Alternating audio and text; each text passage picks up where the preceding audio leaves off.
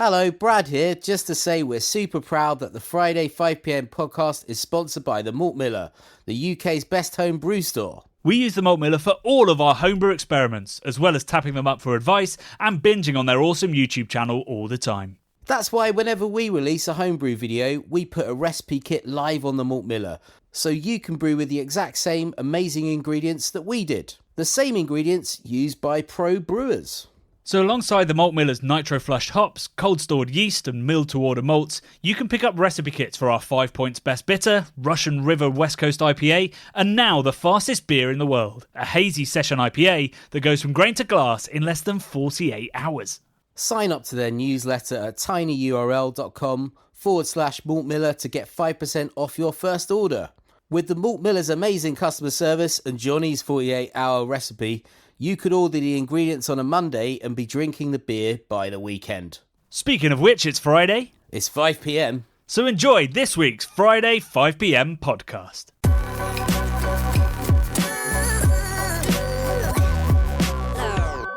It's Friday, it's 5pm. 2 days ago, I made a promise, Bradley, that we would hit 10,000 signatures by the time the podcast went out at 5pm-ish. We're a way off that. We're nearly at 8,000, Johnny. I think that's pretty good. We should feel proud of that. 8,000 signatures, pretty much. We were getting 1,000 a day right up until Tuesday, and basically as soon as I made that, not promise, I guess, that set that target, it fell off a cliff. Have you cursed? You haven't cursed us, have you, Johnny? We don't believe in curses. That's kind of what I'm thinking. I might have cursed us. Nah. I think we're doing great, man. I think, there's obviously going to be the people that are really, really engaged that have signed up and they've spread the word around thus far. And it's all about kind of converting other people from here, probably, or just engaging our 168,000 subscribers on YouTube, half of which are in the UK. Only half of whom, yeah. But even half in the UK is still amazing. That would get us halfway to, that would get us pretty far into 100k subs if we got everyone to sign up. Yeah, I mean, it would have been nice if we could have had that petition live for the first two videos of Keep Cask Alive, which are both sat at nearly 30,000 views now. Yeah. That probably would have got us a long way, but apparently democracy has to happen at the pace at which they can handle petitions, basically. So it wasn't the running start that we wanted, but we are doing well. 1,000 signatures a day, we're now averaging about 800 signatures a day. Shouldn't be sniffed at. I do have a bit of a bone to pick with you, though, Bradley. Go on. So you've spent most of this week in the Isle of Wight, correct? Yes, the Isle of Wight. Yes. Now, there is a map on our petition that shows you which constituencies have had people signing the petition. Yes. Were you mostly in west or east of the Isle of Wight? You're asking, man. It doesn't. I every day I cross the Isle of Wight to go places because I stayed on the empty side in freshwater, which is the opposite side from Shanklin and Newport Cows and all the rest of it. So I don't know which side it is. It's the left side, whatever that is. Yeah. Okay. So west. The west. There's no one there. So, if you're going to say no one signed up from there. Yeah. No one signed it yet. It is absolutely uninhabited on that side, apart from around a few little coastal bits. Like, should have made it easy to just go door knocking, Brad. You should have been there with the posters that you so lovingly created, and it's now on our Google Drive, and people can print it off and take it to their pubs. Good shout. But 0 signatures. Yeah. Whereas on the other side, 3.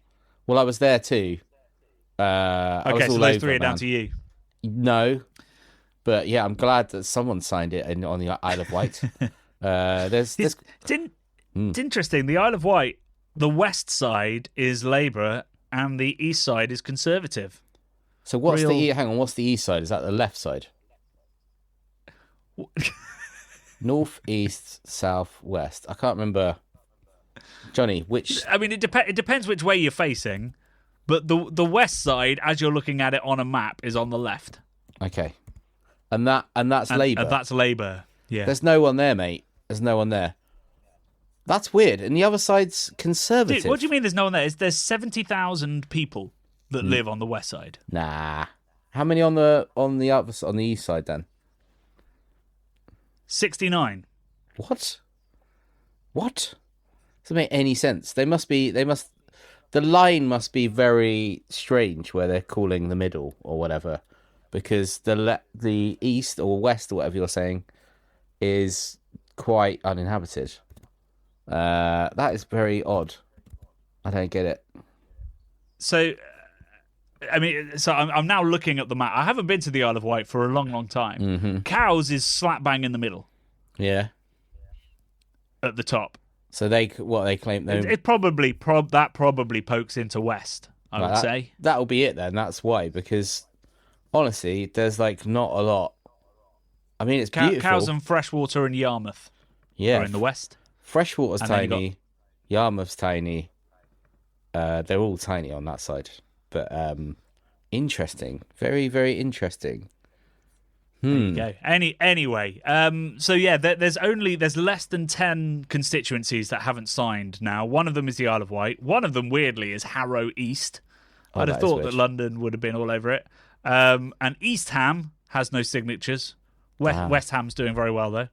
And then we've to be fair, I mean I can't even pronounce it, but some of the islands to the west of Scotland haven't signed it. Some in Northern Ireland and a couple in central lowlands, so Hamilton and Clyde Valley, Coatbridge and Bells Hill, Glenrothes and Mid Fife. So basically we've pretty much sewn up England. All of Wales is in. Loving Brilliant. You, Wales. But Northern Ireland and Scotland and the Isle of Wight needs to get involved. What about the Isle of Man, Johnny? Anyone from the Isle of Man? Well, the Isle of Man is not technically part of any of this. It's kind of its own thing, isn't it? It's its own thing. So no, I'm sure they love Cask, but they can't get involved in this particular campaign, sadly. Yeah, they've got their own parliament, haven't they? The oldest parliament in the world. Is that right? Yeah. The oldest parliament in the world? The oldest still functioning, like continuously functioning parliament in the world. I'm going to fact check that, but I love that fact if it's true. It's got a really weird name as well, and they've got like a Viking sword that they kind of have.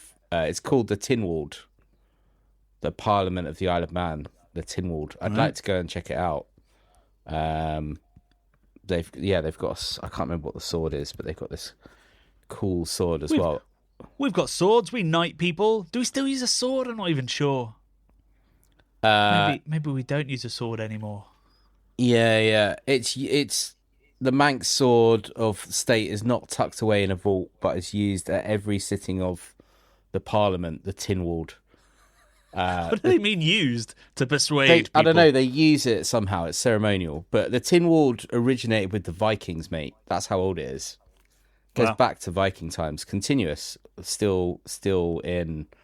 Well, I mean, the Vikings were still knocking around in the 11th and 12th centuries, I believe. Still pillaging their way around England until the Normans came, basically. Yeah. That's still 1,000 years, pretty much. Kind of mental. Yeah. Anyway. Well, there you go. Every day's a school day, just not in the way that you'd expect on a beer podcast. So, if you haven't signed the signature, please do go and sign that. We're still a fair way away from the 10,000, but we definitely will get there. We have 6 months to get there. It's a when, not an if, for 10,000. The real question is if all the PR and marketing and schmoozing that I've been doing over the last 10 days is going to get us close to the 100,000.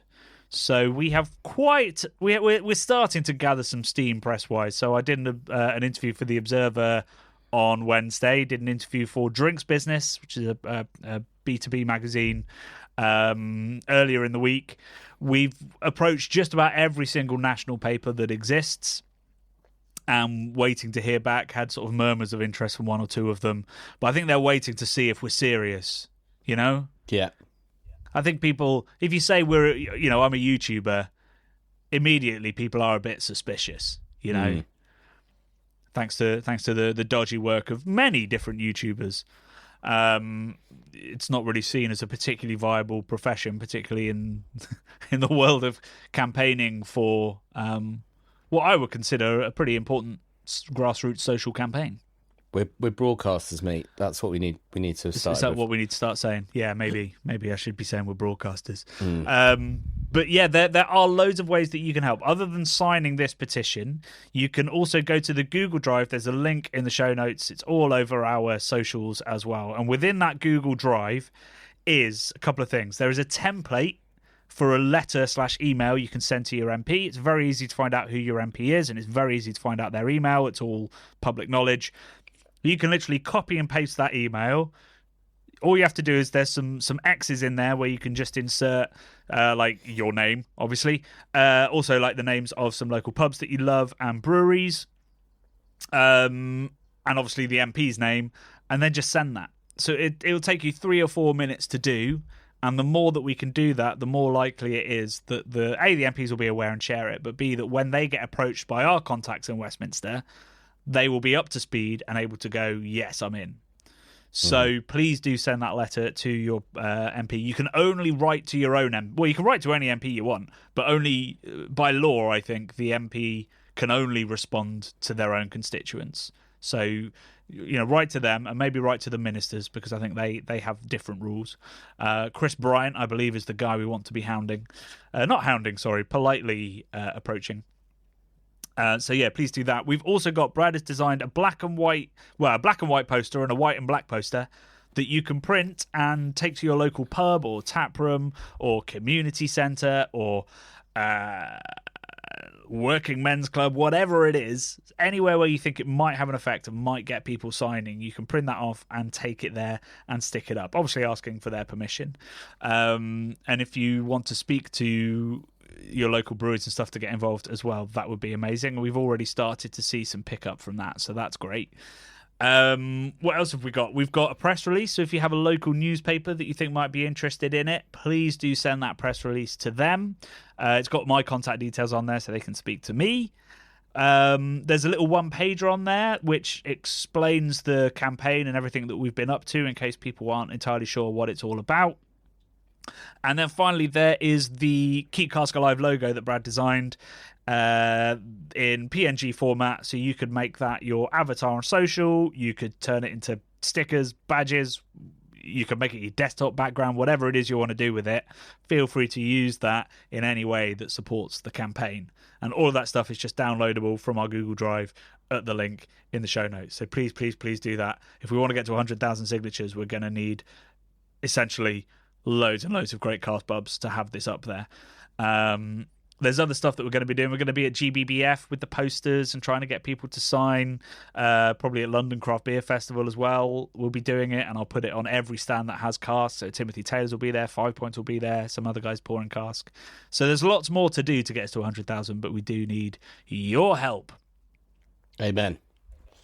I think, Johnny, that we could put out an appeal as well to the hive mind for any amazing ideas that could help get us in the press. Stunt kind of stuff, right? So yeah, we're looking for stunts people. Madcap capers we could get up to, me and Johnny, maybe others too, that could get the press's attention, get them sniffing at this story so we can get the message out to as wide an audience as possible. So, I've already had an idea. I don't know if I should say the idea, Johnny, or whether this will inspire people. There's various things we could be doing that are kind of, not gimmicky, but like might capture the imagination of different kinds of people, i.e. red top journalists. So if you've got a great idea or you're not sure if it's a great idea, just send it to us. And, it could really help the campaign. I do believe that as a sort of combined force, we can do anything, guys. So if you're out there and you've got an incredible mind, which I know you all have, please send us the weirdest, wackiest, most fun, most stupid ideas that you've got that might take off and might be funny and inspiring. Please. Thank you. Kindly. Please do, yeah. So you can tweet that or Instagram at earladders or whatever. But the best way to get in touch with us is our email, which is craftbeerboys@gmail.com. So send any ideas you've got to there, or on our website, there's a contact form if you can't remember that email address when the idea comes to you. So yeah, please do send that to us. So, did you drink much cask in the Isle of Wight, Bradders? I did. I was drinking cask wherever I went, Johnny. As I put a little post up, I was drinking in this town where I was staying near called Freshwater, which didn't have a pub. There was not a single pub in the town of Freshwater that I could find. The only thing they had, which I'm saying the only thing, it was pretty good, was on the beach. There was a decommissioned double-decker bus, a red London bus that some local entrepreneurs had turned into a pub, basically a roving pub. So it does move about, but I think probably it's in Freshwater for the summer. And I had a bit of a chat with the owner, who was a very nice gentleman, big cask fan, and he was actually serving cask from it, which was amazing. I couldn't quite work out how it tasted so good, but he had an elaborate system behind the bar on the bus, where he had a kind of cooling jacket kind of thing that he'd fashioned himself on the cask that was the kind of thing you see at beer festivals, like those. Yeah, they almost look like a Uniqlo puffed jacket. I guess so. I didn't get to see it personally because I didn't go in on the bus, but he was describing it, and it sounded ingenious. I think it was part DIY, part maybe off the peg. I'm not sure, but he said, anything that he doesn't sell after 2 days of it being on, he chucks. So that I think said a lot about that. So I was drinking there, drinking in Shanklin as well, which is a kind of little, I don't know what you'd call it. It's got like mini golf courses on the front and games, arcades, and there's a place called Shanklin Chine, which is a sort of waterfall Victorian attraction thing. It's sort of dramatic, and there's a pub on the beach, which was serving cask and stuff. So some more cask there. Ventnor. What breweries do you remember? Oh, Goddard's, I think. There was an Isle of Wight. Oh God, I can't remember the name of it. I did take a photo of it. Hang on, let me just have a look back at my photos. But you always catch me out with this. Brad's dead against Untapped, but never has a man needed Untapped more, so Yeah. that you could remember the brewery names and the beer names. Yeah. I was. What else was I drinking? I drank some Timmy's over there. Not that that's. Timmy's from made there. it to the Isle of Wight. Unreal. Yeah. So, fuck, I can't remember where the other. I can't find the bloody photo. Can I? Dope. Anyway, lots of great stuff. It was Island Brewery, Isle of Wight Brewery Limited, and the beer was Tennyson. I was drinking on the strong name. Strong name. Yeah, on the bar that was the bus bar. There you go. I went to Ventnor, which is a very nice town. Ventnor Undercliff has a microclimate, Johnny, that's one of the warmest places in the UK. It's considerably warmer than the rest of the Isle of Wight, which is already pretty warm. And it's got sort of botanical gardens and tropical plants and stuff. It's pretty cool. But in Ventnor itself, there's a place, something, I can't remember what it's called, something exchange, and it's a craft beer bar that's like a sort of community space, and they have DJs and sort of art things going on. It's pretty cool. The Ventnor Exchange is what it's called. So shout out Ventnor Exchange.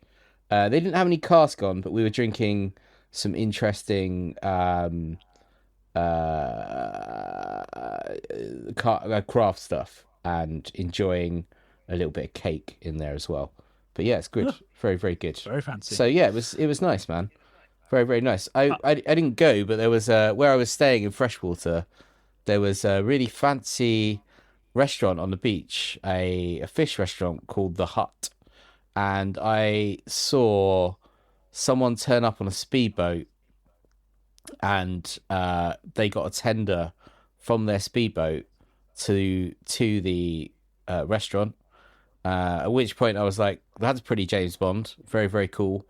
And I started Googling it, and that same restaurant will charter you a helicopter to take you from wherever to land near the restaurant.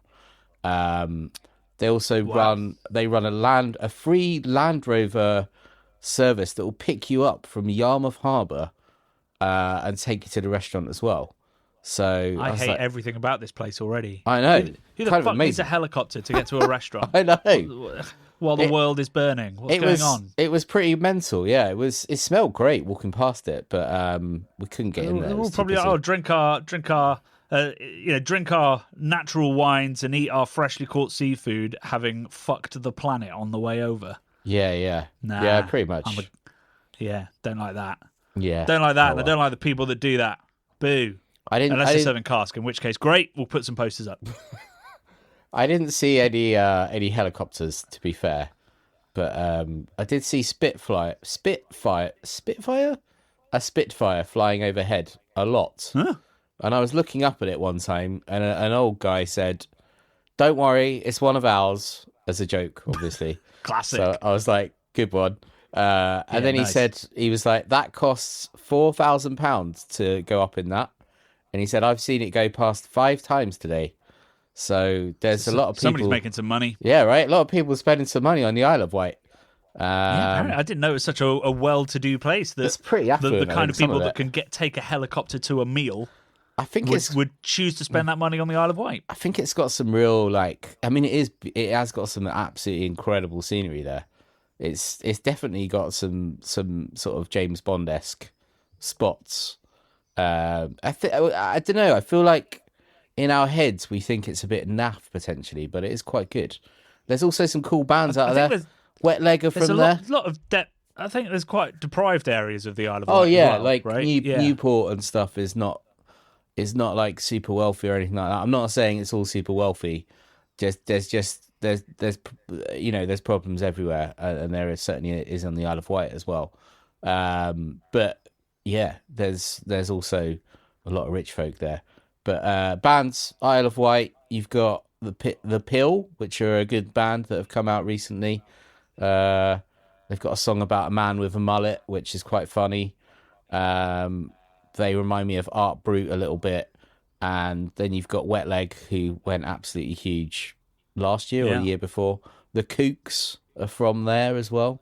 One of the Kooks' dad owns the garlic farm on the Isle of Wight. Right. Yeah, which I went to as well. That's So awesome. it comes from garlic money. Comes from garlic money, mate. That's a beautiful place. They do jazz there, and you can get a plate of chips with garlic mayo, which is absolutely spectacularly garlicky and tastes incredible. Anyway, I've talked way too much about the Isle of Wight. What else have we got to talk about? It's our annual, because you go most years, don't you? So we get our Oh, annual yeah, update I on the Isle of go- Wight. I always look forward to it. My mum won't travel on an aeroplane now. She doesn't want to. So this is my holiday with my mum and my sister's family. We go to the Isle of Wight because we can get there pretty quick. Being living in London, it's not too far. A couple of hours drive. Then a pretty fun boat across for like an hour. Although I must say, I came back. When was that? What day are we on? Friday now. I came back Wednesday night as the sun was setting, and it was absolutely beautiful. Like we've had sort of lockdown weather of late. I don't know what's going on. Very unexpected April weather, but watching the sunset was beautiful. I was listening to lots of like sort of music like Phoenix and Bobby. Is his name Bobby Caldwell? Like kind of like 70s funk stuff as the sun was setting, like yacht rock basically. And I was trying to block out. I had a great view looking out with my feet up on the first seats, sort of like pilot style, out the windows. But I did have loads of kids that kept jumping over my legs like I was an assault course as they were running around. So I was trying not to get angry, Johnny. I was trying to zone in on the music, but watching the sunset was pretty great. Other than the kids, Grumpy Brad just wants to listen to his headphones, kids. exactly. Yeah, Uncle yeah. Brad. Yeah. Kidding Oh on. no, no, that's not my family. Sorry, that I wouldn't. I Oh, wouldn't they were be- other kids. They were other kids. They were. Oh, okay. They were not my relative kids. One of them kept touching my foot to annoy me, which was really annoying. He kept poking me in the foot, which Parents was. have got to step in there. I was like, that's not cool. He was pushing the boundaries hard. Anyway, it was still great. I had a good time. So Well, yeah. I'm sorry that a tiny child nearly poked your holiday into ruin. Yeah, exactly. I visited a great new cask place last week. Did you? So I was in London for the evening, and the owners of the Southampton Arms, as people know, my favourite pub on earth, have opened what is, I guess, their third pub location, Yeah. called The Pocket. Yeah, it looks good. It is just off of Upper Street, right at the top, which is quite an unlikely place. I mean, the Upper Street has always struggled to have really good beer on, I think, because it's not really seen as that kind of location. It's restaurants, it's gigs, and it's going big nights out. Whereas, The Pocket, it's basically they've picked up the Southampton Arms, moved it to Upper Street, and just made the ceilings a bit higher. It has like such a similar and familiar feeling, and I highly recommend everybody goes, because it's a really, really beautiful pub, and I had some absolutely stellar cask that night, and I had some great. What did I have? I think I had Colonel Table beer on cask. Am I misremembering that? I think that's what happened. Wow, which was very cool. Very cool. And some other delicious beers on cask as well. They had Jaipur, which has sort of almost become like a permanent tap in all of their permanent cask, I should say, in all of their bars now, and that was tasting brilliant as well. So yeah, it's a really, really cool pub, and in a place where there aren't many really, really good pubs. So do check out The Pocket if you're ever in Islington. There is now a world-class cask ale bar. For your delectation. Speaking of Thornbridge, I was drinking their Union beer last night on our live show, wasn't I? Certainly were. Because things went a little bit wrong, went a little bit awry with our live show last night. So it Certainly was did. a live show with Chris Hall from Kirkstall to celebrate the end of Keep Cask Alive. And for that, we got a little very, very reasonably priced. Everyone was amazed by the price and the quality of the beers of the Kirkstall drinking pack. But due to my road getting closed, the courier couldn't walk the 15 metres it would have taken him to walk. So he never delivered my beer.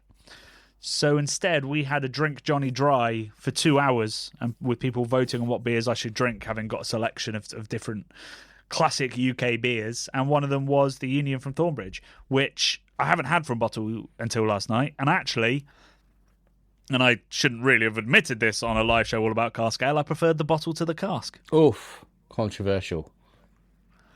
I also do think that potentially, because what I loved about the bottle version of the Union was that it was kind of spikier, because the beer is quite sweet and honeyed, and the carbonation really lifted it and made it a bit fresher. And I think that probably it would be better not on sparkler, even though it's a Sheffield beer. Blimey. Sorry, Bakewell beer, Derbyshire beer.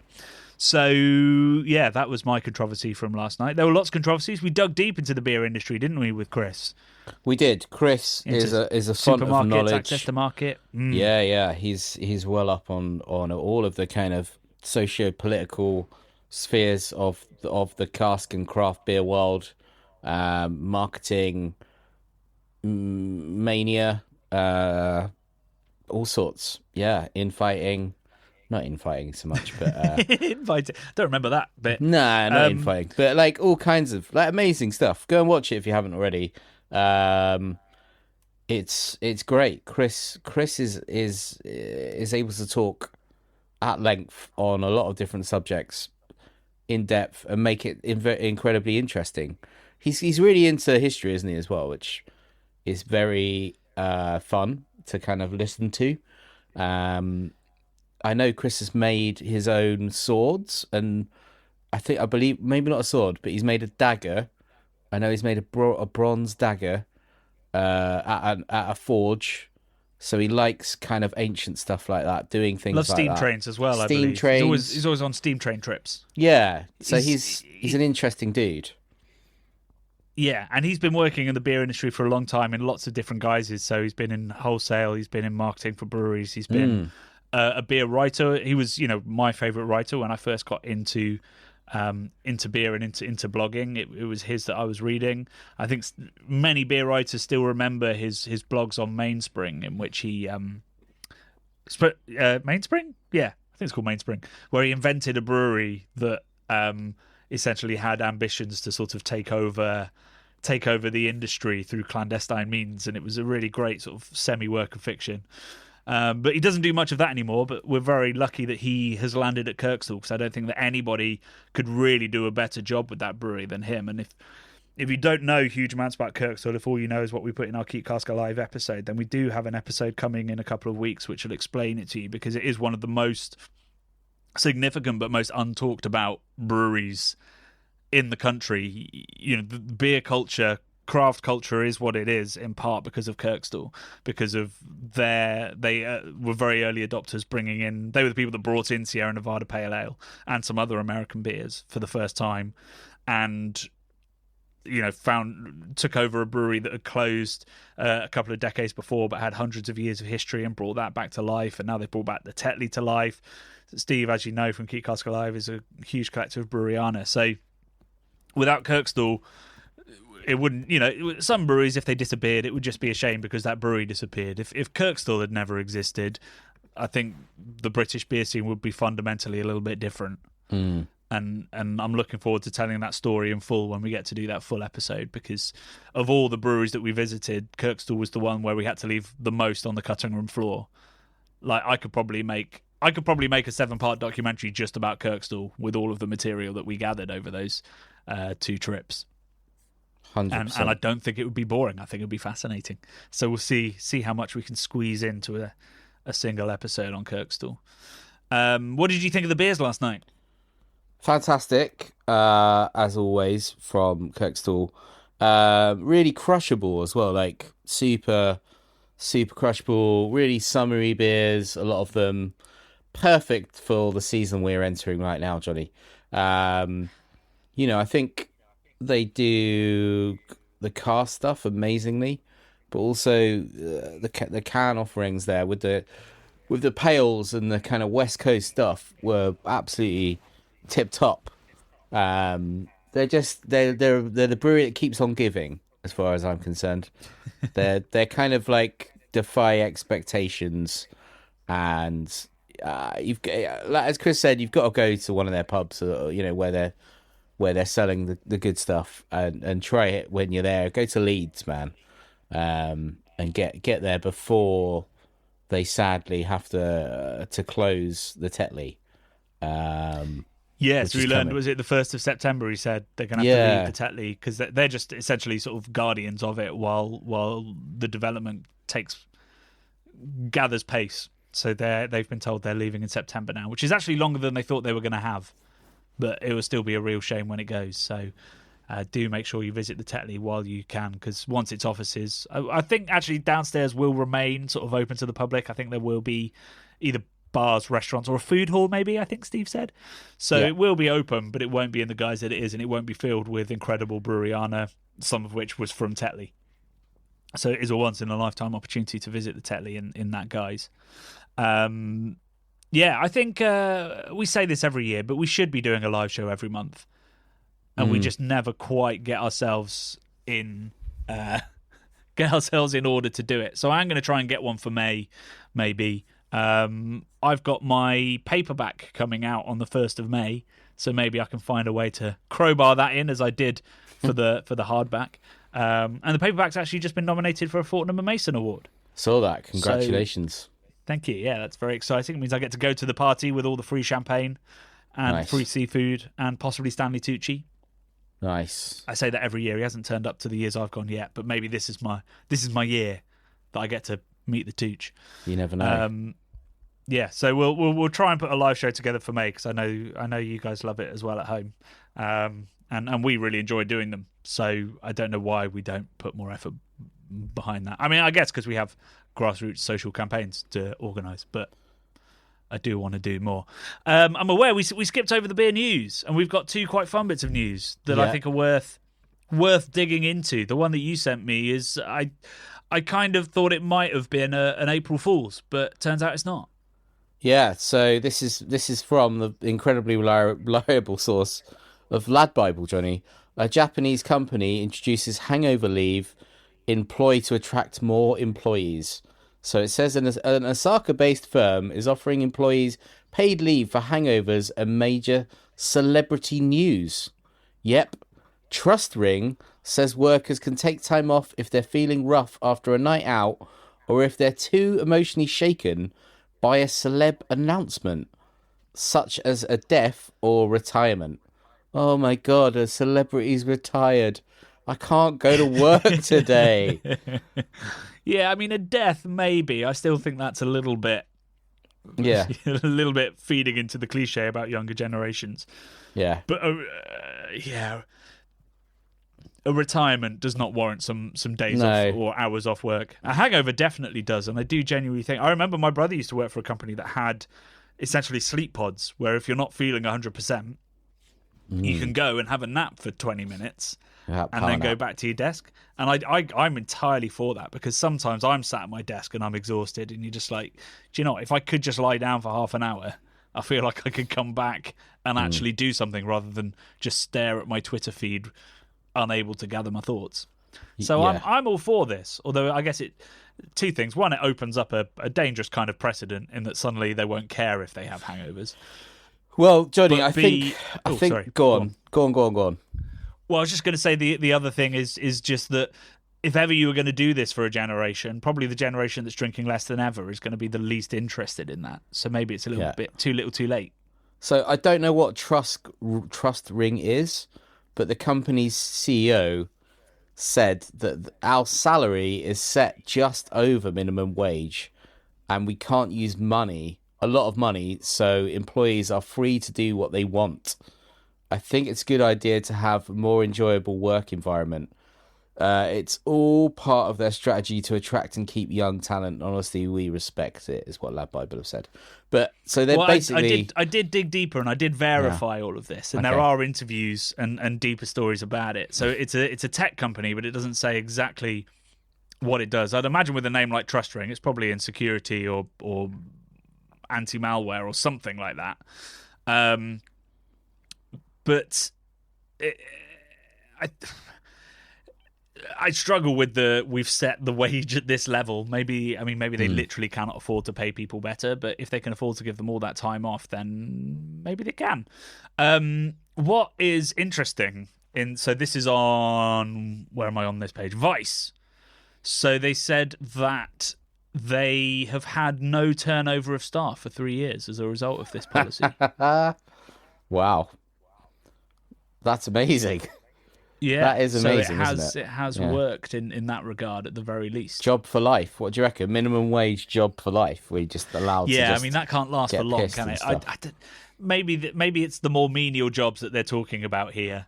Yeah. Sorry, menial's a bit degrading, but like the ones where people start their careers there, and they're not intending to stay on minimum wage for life, because that's not particularly aspirational of the company to be like, you don't need to go anywhere, just stay on minimum wage and get drunk all the time.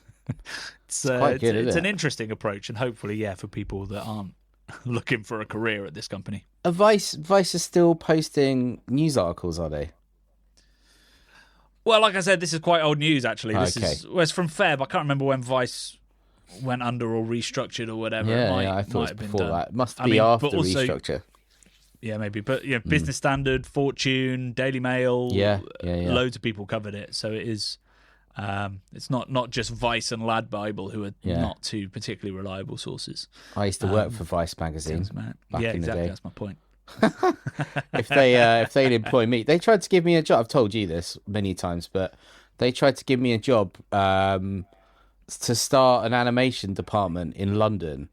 I had I was working there already, kind of like freelance, doing like title sequences for their VBS, like Vice Broadcast Service thing.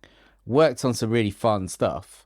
And then I went in for like an interview. I already worked in TV, and they said, well, we'd like you to sort of found the department in London, which is obviously a huge honour, Brad. but we'd like this would be you'd be an executive, blah blah blah, and then they told me the salary, and it was 10 grand less than what I was on at that point in time, and I wasn't on loads of money at that point anyway. So I was like, well, this is a terrible side move. So I couldn't do it. I would have loved to work for Vice potentially because I bet they'd had that hangover leave, but it was kind of unsanctioned. It was just well, like, oh, he's dude, late in, he was drunk. it was, I mean, like just working on the periphery of Vice, like the parties and stuff they used to throw and be adjacent to. I used to go to loads of stuff all the time. I'd get to go to music festivals for free. Like I used to go to Primavera Sound out in Barcelona gratis. I'd have a VIP wristband with all my Vice buddies, and we'd go and drink in the same bit with like Florence and the Machine and stuff, and watch. I'd watch like Payment and Pixies. Did she have a really loud voice? She's pretty loud. She's. Yeah. I mean, she wasn't the loudest, but I mean, they had free bar, so everyone was pretty raucous, and it had this incredible. It was just like a hill where you could watch the main stage, and drink free alcohol and eat hamburguesa on a hill. It was pretty good. So yeah, I mean, I know a lot of people that did work there and kind of got burnt out because it was they work people really hard. Basically, was the thing, but it did produce a lot of talent, and it nurtured talent, but also probably was, I don't know. Anyway, I'm not going to get too into it. In modern terms, a bit exploitative. Maybe. Yeah, so the other news which made me chuckle for lots of different reasons is Jeremy Clarkson's got himself in trouble with his brewery again, I think. Oh, no. Certainly not the first time. He had to recall his cider of late, and now they're having to recall their lager. Tell me more, Johnny. Which is a real surprise because they did buy a very, very respectable brewery in Cotswold Brewing who make fantastic beer. But so Jeremy Clarkson's brand, Hawkstone, they've had to recall their Spa lager. And the press, this is the funny thing about it, the press have made it, because it's Jeremy Clarkson, they've made it sound like he's going to poison and kill people. Like, unsanctioned ingredient or something has been found, possible health risks, the Food Standard Agency has got involved, all this kind of stuff. And all it is that they think that their malt got, their malt and their wheat got contaminated or combined at some point. So their beer that is advertised as gluten-free has wheat in it. So obviously that is dangerous for celiacs, and that can make some people very ill. But it's been dressed up as this, Jeremy Clarkson's a cowboy brewer, when actually it's something that probably a lot of breweries wouldn't even recall for, because the chances of it being an issue are so small. But obviously with the reputation that the brewery has, and indeed the reputation of Jeremy Clarkson, they have recalled it. So yeah, there's all this news about poisonous beer out in the market, and it's only if you have celiac disease. Yeah, so that would that warrant a recall? I suppose. Yeah, if it says it's suitable for celiacs or whatever, then exactly. Then you need to recall it. Yeah, it's still fit for consumption for everybody else. Yeah, exactly, and it says it in the statement. Like, and if you don't have celiac disease, chow down. Yeah. But if you are gluten intolerant or have celiac disease or an allergy, then absolutely do not let it touch your lips, basically. Blimey. So yeah, I mean, it does need to be recalled, but it is for a tiny percentage of people that might be affected. Yeah. But that is the risk, and that's why breweries need to take their food standards very, very seriously, and why a lot of breweries won't touch the idea of gluten-free beer, because it comes with these kinds of risks. And I think probably a lot of breweries are making these claims and probably aren't being as careful as they should be, because it is an incredibly hard thing to pull off. Yeah. Talking of the Clarkson, when I landed in Cowes, where the ferry port was, I had a little walk around the town, and the first pub I went past had an A board of Jeremy Clarkson out the front of it that said, "Fuck me, that's good beer, Jeremy Clarkson," which I've just was it his beer? Yeah. Like, I've just sent you it on WhatsApp, but it was literally the first pub I went past. I was like, "Oh right, okay." He's made it all the way to the Isle of Wight. So yeah, there you go. Yeah, I mean, he's been giving out free beer like nobody's business as well, trying to get some lines.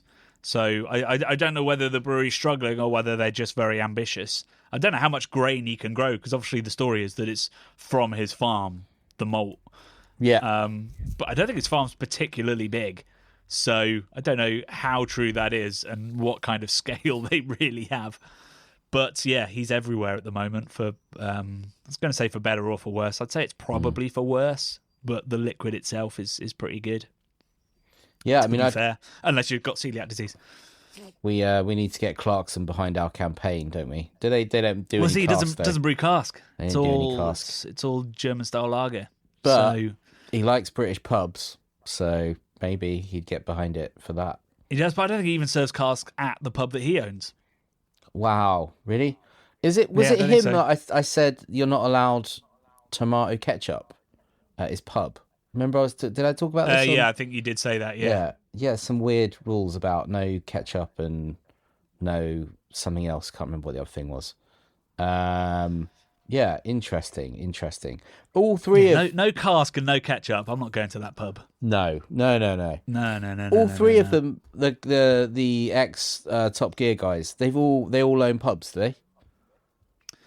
James May as well, right? But I don't know about James Hammond. May does. Does he Hammond? owns a gin company as well. I don't know or care about Hammond, to be honest. Okay. Well, I don't really care about any of them, but I'd imagine not. He doesn't strike me as a pub goer.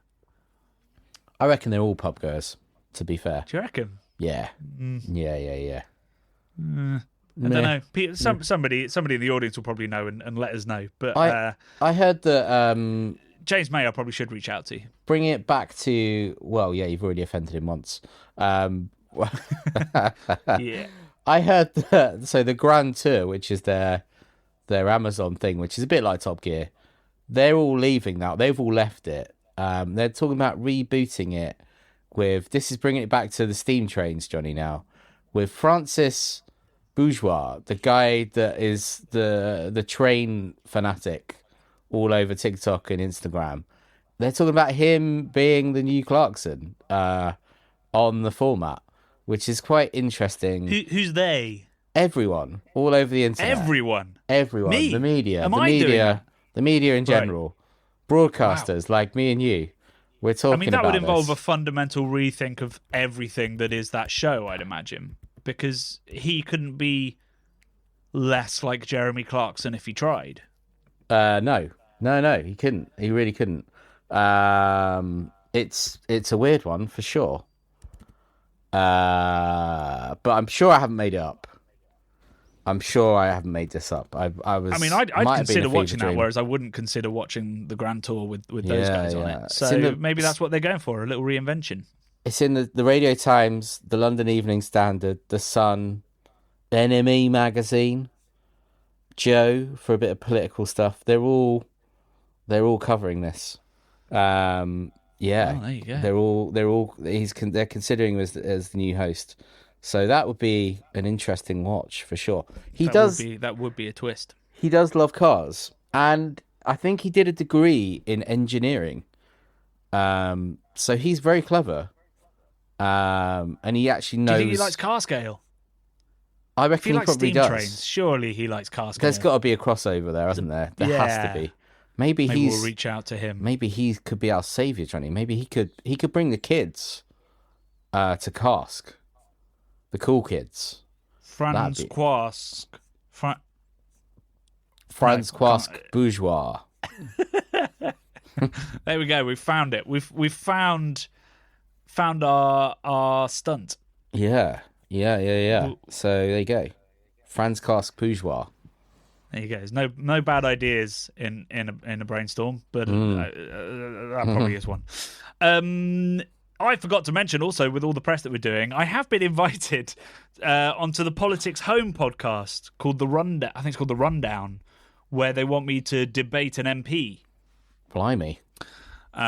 Next week in a pub near Westminster. You just reminded me by talking about Joe being a political website.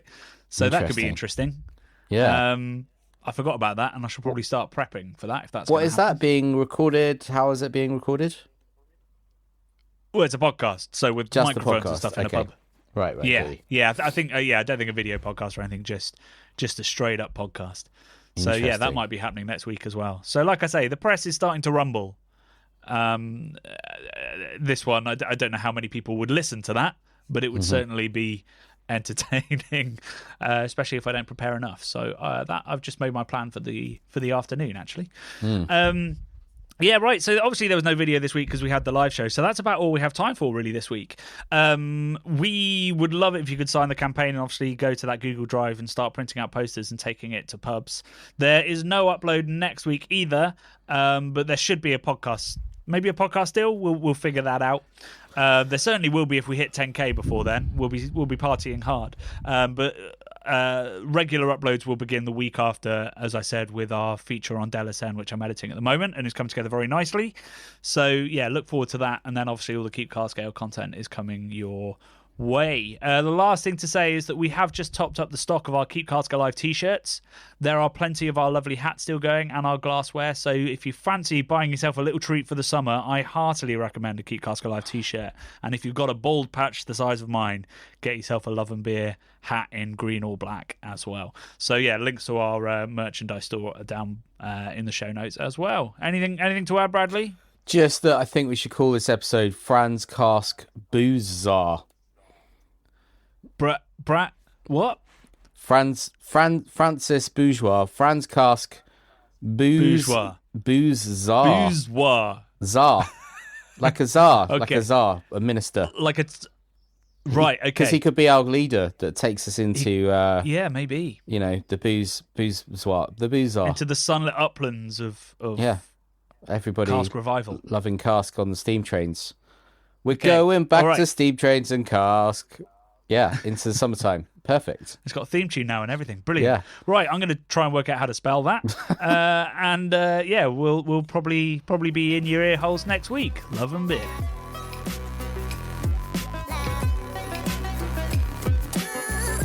The Bubble and Friday 5pm podcasts are brought to you by the nerds behind YouTube's craft beer channel.